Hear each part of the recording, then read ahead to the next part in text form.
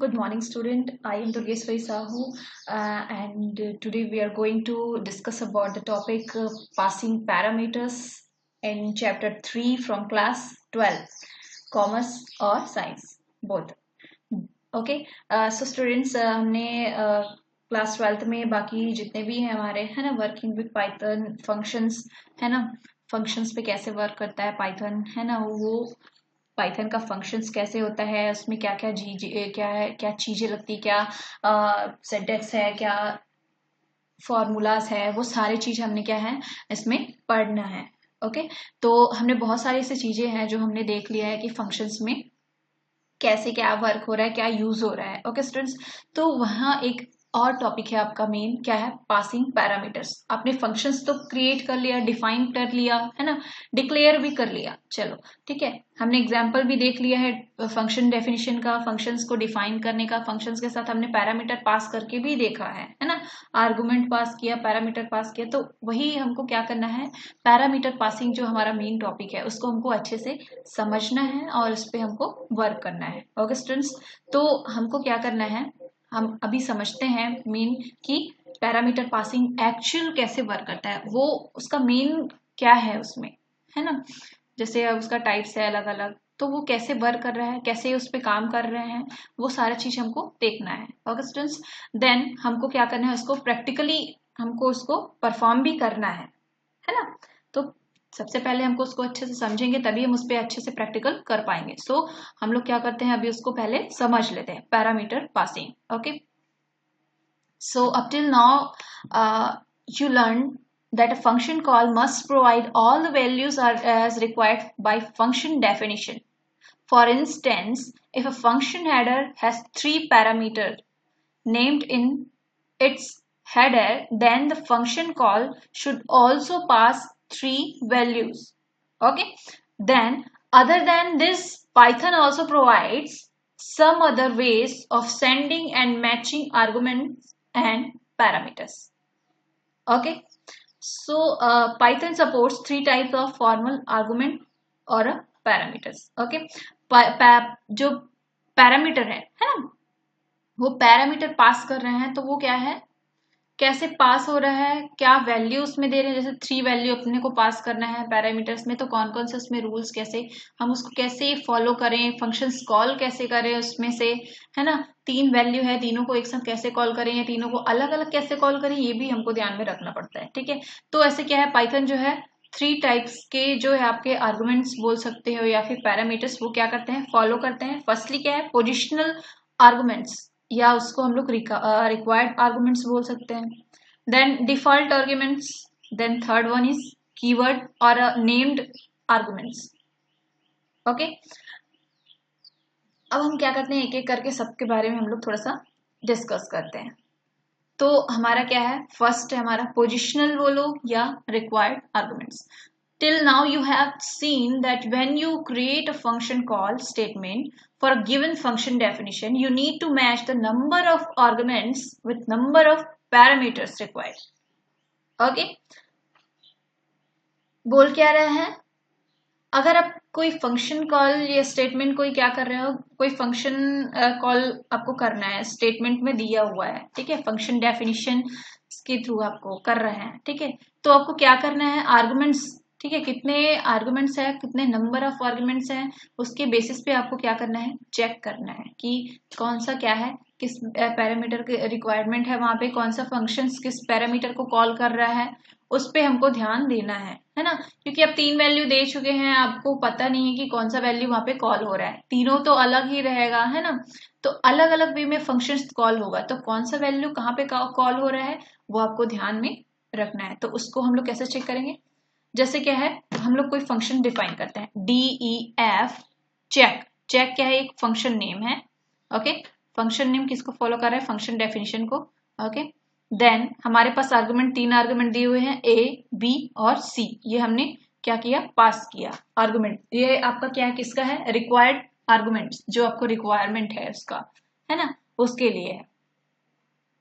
अब the possible functions calls कैसे हो सकता है, चेक, ठीक है, फंक्शन कॉल कर रहे हैं चेक X Y Z, ठीक है, क्या हो गया, 3 वैल्यू, ऑल वेरिएबल्स पास्ट, ठीक है, तीनों वैल्यू हमने क्या किया, पास किया है। यहाँ पे हम कॉल कर रहे हैं तो तीनों वैल्यू को पास कर रहे हैं, जिससे ए के लिए x है, b के लिए y और c के लिए z, ठीक है। हम लोग चेक कर रहे हैं, ये क्या है आपका फंक्शन कॉलिंग हो रहा है ना, फंक्शन कॉलिंग। यहाँ पे फंक्शन हमने डिफाइन किया, वैसे ही हमारे यहाँ पे फंक्शन कॉलिंग हो रहा है, चेक x y z, ठीक है। देन आपका यहाँ पे क्या है, हम एक तरीका ये हुआ है ना, दूसरा तरीका चेक 2xy, ठीक है, 3 वैल्यूज हमने पास किया ही है ना, उसमें क्या है, लिटरल है, ठीक है, प्लस एक क्या है, variables, okay, literal plus variables यहाँ पे हम क्या किए हैं, पास किए हैं, ओके।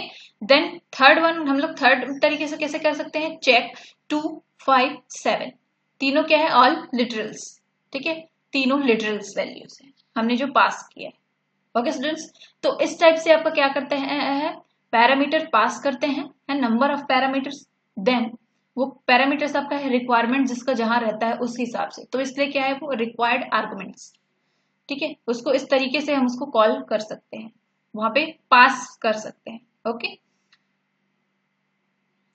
वही बोल रहा है नीचे, see in all the above function call the number of passed value argument has matched with the number of received values. Also the value are given or matched position wise or order wise. The first parameter receives the value of first argument, second parameter the value of second argument and so on. क्या करेगा, first value जो है क्या करेगा, first जो parameter के उसको क्या करेगा, फॉलो करेगा, ओके, ऑर्डर वाइज करेगा, then second one is second को, थर्ड वन इज थर्ड को, इस टाइप से आपका क्या होगा, वैल्यूज जो है पास होगी, ओके स्टूडेंट्स। देन यहाँ पे आपको पूरा क्लियरली बताया, इन फंक्शन कॉल 1, यहाँ पे आपका फंक्शन कॉल 1 है, उसमें क्या कर रहा है, A will get value of x, ठीक है, बोल क्या रहा है, जो a है a will get value of x, b will get value of y, c will get value of z, ठीक है। ये क्या हुआ फंक्शन कॉल 1 में, ये आपका फंक्शन कॉल 1 था। फंक्शन कॉल 2, इन फंक्शन कॉल 2 में क्या हुआ, a gets value of 2, b gets value of x and c gets value of y, okay. वैसे ही फंक्शन कॉल 3, फंक्शन कॉल 3 में क्या हुआ, a get values of 2, b get value of 5 and c get value of 7, okay. So इस तरह से क्या हुआ, पास हो रहा है values. Thus through such function calls the argument must be provided for all parameters required. The value of arguments are matched with parameters position wise, okay, order wise, positional में वो पोजिशन वाइज क्या करेगा, अपना value choose करेगा और अपना value रखेगा, उस बेसिस पे उसको क्या बोल सकते हैं, पोजिशनल आर्गुमेंट्स। और जो भी आर्गुमेंट हम लोग पास किए हैं, प्रोवाइड किए हैं, वो क्या है, पैरामीटर्स को वो क्या होगा उसके रिक्वायरमेंट के हिसाब से, तो वो रिक्वायर्ड क्या बोल सकते हैं, आर्गुमेंट और पैरामीटर, ओके, समझ में आया।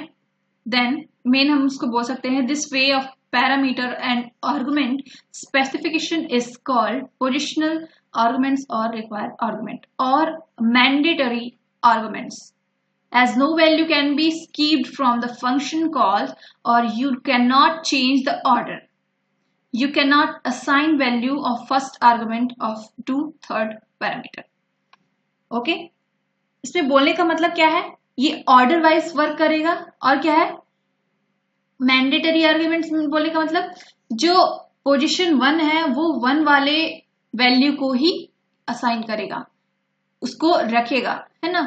ऐसा नहीं है कि 1 वाला जो ए जो है जेड वैल्यू को ले लेगा, बी जो है एक्स वैल्यू को ले लेगा, नहीं, ऐसा नहीं है, ठीक है। एक्स जो है ए वैल्यू ले रहा है तो ए ही लेगा जो उसके पोजीशन में रखा हुआ है, order wise a b c रखा हुआ है, एक्स वाई जेड, तो एक्स का वैल्यू ए होगा, y का वैल्यू b और जो z का वैल्यू है वो c, इस टाइप से रहेगा, है ना। तो इसमें कोई चेंजेस नहीं कर सकते हैं आप, ठीक है। ये क्या है, मैंडेटरी आर्गुमेंट है और रिक्वायर्ड आर्गुमेंट, तो इस तरीके से क्या होता है, काम होता है, ओके स्टूडेंट्स। देन आपका आता है सेकंड नंबर पे डिफॉल्ट आर्गुमेंट्स। डिफॉल्ट आर्गुमेंट्स में बोलने का मतलब क्या है? Default argument, what if we already know the value for a certain parameter.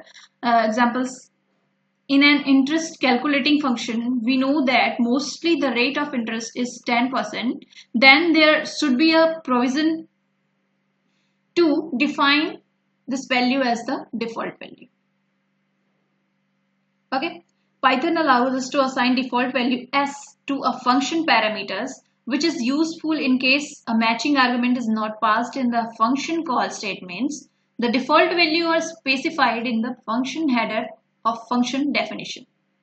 Following is an example of function header with default values. ठीक है, आपका क्या है, वहां पे डिफॉल्ट वैल्यू रहता है, उस डिफॉल्ट वैल्यू में आप क्या कर सकते हैं, उसके साथ ही उसको वैल्यू भी वहां पे असाइन कर सकते हैं, आप वहां पे उसको दे सकते हैं।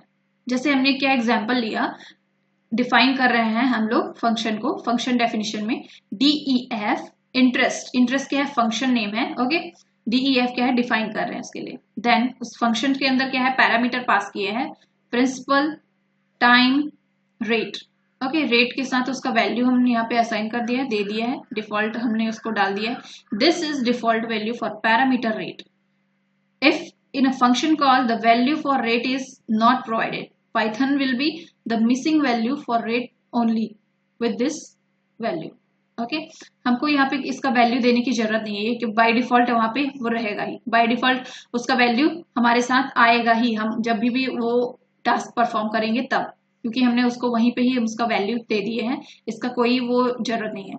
हमारा मेन क्या है यहाँ पे, प्रिंसिपल और टाइम, हमको इसका पैरामीटर जो है पास करना पड़ेगा, इसका वैल्यू हमको, इसको हम लोग कॉल भी करेंगे, फंक्शन कॉल होगा, इसका वैल्यू हमको वहां पे देना पड़ेगा। लेकिन रेट का, रेट क्या है, बाय डिफॉल्ट है, हम उसको वैल्यू देने की जरूरत नहीं है, वहां पे उसका वैल्यू ही असाइन हो गया, क्योंकि डिफॉल्ट वैल्यू, डिफॉल्ट वैल्यू मतलब समझ रहे हैं, है ना।